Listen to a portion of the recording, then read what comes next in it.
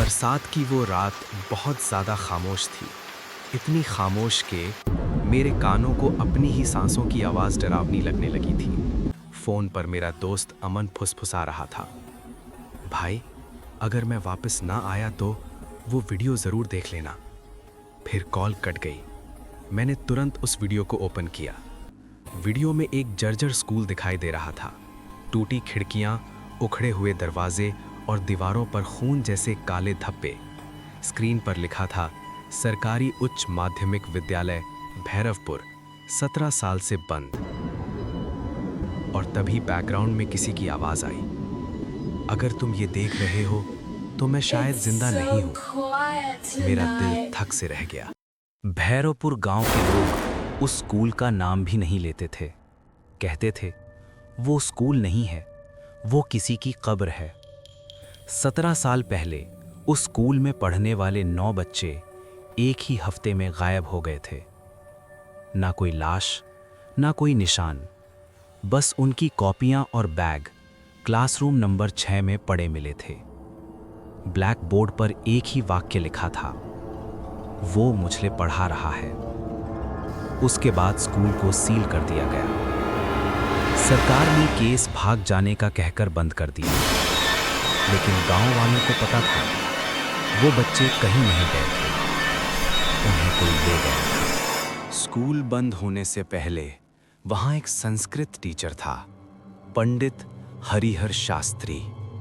गांव वाले कहते थे वो वेद, तंत्र और श्राप तीनों जानता था। लेकिन एक दिन उसे स्कूल के पुस्तकालय में मृत पाया गया। उसकी आंखें खुली हुई थीं, जीभ बाहर निकली हुई और चेहरे पर डर नहीं, घमंड था।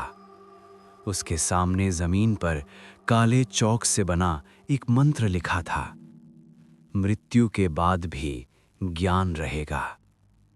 लाश जला दी गई, पर उसी रात स्कूल से मंत्र पढ़ने की आवाज आई। मैं डरते हुए वीडियो आगे बढ़ाता हूँ। अमन कैमरा लेकर स्कूल के अंदर जा रहा था। दरवाजा अपने आप बंद हो गया। धड़ाम। भाई यहाँ कोई है? वो फुसफुसाया। तभी क्लासरूम नंबर 6 से ब्लैक बोर्ड पर चौक घिसने की आवाज आई, क्रीं क्रीं। अमन ने दरवाजा खोला। अंदर कोई नहीं था, लेकिन ब्लैक बोर्ड पर नया वाक्य लिखा था, आ गया अगला छात्र। तभी पीछे से किसी ने उसके कान में फुसफुसाया, बैठो पढ़ाई शुरू होती है। कैमरा गिर गया और वीडियो वहीं कट हो गया। 2 दिन बाद अमन का कोई पता नहीं चला। मैं खुद भैरवपुर पहुंचा। रात के 12 बजे मैं स्कूल के गेट के सामने खड़ा था। अंदर से बच्चों के पढ़ने की आवाज आ रही थी, ओम नमः शिवाय, ओम नमः शिवाय। मैंने टॉर्च जलाकर क्लासरूम नंबर 6 खोला। अंदर 9 बच्चे बैठे थे, सबके चेहरे राख जैसे सफेद। उनकी आंखें एक साथ मेरी तरफ घूम गई और ब्लैक बोर्ड पर लिखा था, मास्टर को नया शरीर मिल गया। तभी पीछे से भारी सांसों की आवाज आई। मैं मुड़ा। मेरे सामने एक लंबा काला साया खड़ा था। उसका चेहरा आधा इंसान आधा जला हुआ, आंखें लाल और माथे पर संस्कृत मंत्र खुदे हुए। उसने कहा, हरिहर शास्त्री अब नहीं रहा, मैं ब्रह्म राक्षस हूं। और तभी क्लास के सारे बच्चे एक साथ बोल पड़े, सर हमें आज क्या पढ़ाओगे? ब्रह्म राक्षस मुस्कुराया। उसकी मुस्कान में मौत थी।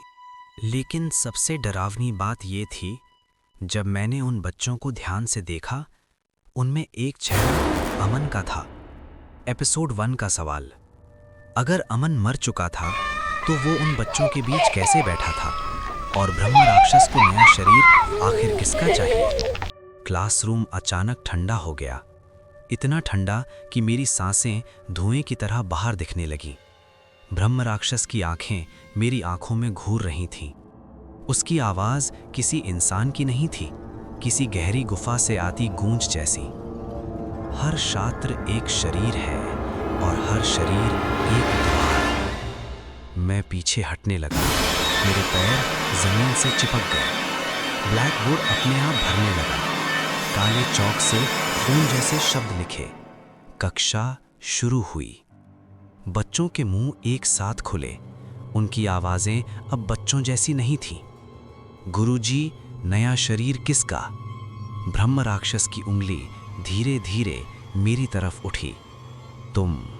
बाकी बच्चे मूर्ति की तरह बैठे थे, लेकिन अमन, उसका सिर धीरे से उठा। उसकी आंखों में डर नहीं था, बेकसी थी।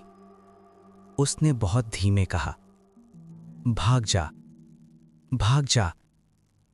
मेरे अंदर कुछ टूट गया। अमन, मैं चिल्लाया। तभी उसके चेहरे पर एक पल के लिए पुराना अमन दिखा। वो मेरे अंदर है, वो मेरी यादों से निकल रहा है। अगर उसने पूरा शरीर ले लिया तो मैं। उसकी आवाज टूट गई। अमन अचानक जोर से चिल्लाया। उसकी आवाज बच्चे की नहीं थी। वो तेरे शरीर में जाना चाहता है। ब्रह्म राक्षस मुस्कुराया। तुम दोनों में से जो ज्यादा डरेगा, मैं उसी में जाऊंगा। दरवाजे अपने आप बंद हो गए। खिड़कियां खटखटाने लगीं। पूरे स्कूल में मंत्र गूंजने लगे। मृत्यु के बाद भी ज्ञान रहेगा। ब्रह्म राक्षस 2 कदम आगे बढ़ा। अब वो मेरे बहुत करीब था।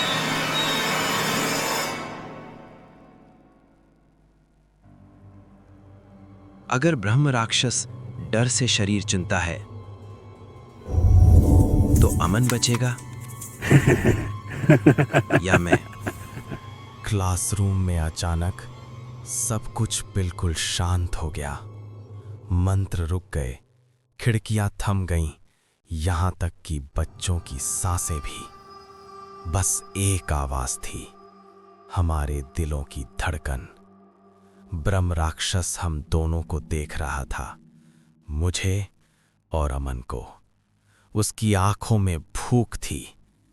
डर सबसे मीठा होता है, वो गुर्राया। अमन कांप रहा था, मैं भी। लेकिन तभी कुछ अजीब हुआ। अमन ने अपनी आंखें बंद कर लीं। मैं डर नहीं रहा, उसने फुसफुसाया। मैं मर चुका हूं, अब मुझे खोने का डर नहीं। ब्रह्म राक्षस का चेहरा एक पल के लिए कठोर हो गया। झूठ, वो दहाड़ा। लेकिन अमन की सांसें धीमी और शांत थीं। मैंने देखा उसके चारों ओर हल्की सफेद रोशनी फैलने लगी। मैंने तुम्हें अपने अंदर आने दिया, अमन बोला, लेकिन मैंने अपनी आत्मा तुम्हें नहीं दी। ब्रह्म राक्षस पीछे हटा। तुम क्या हो?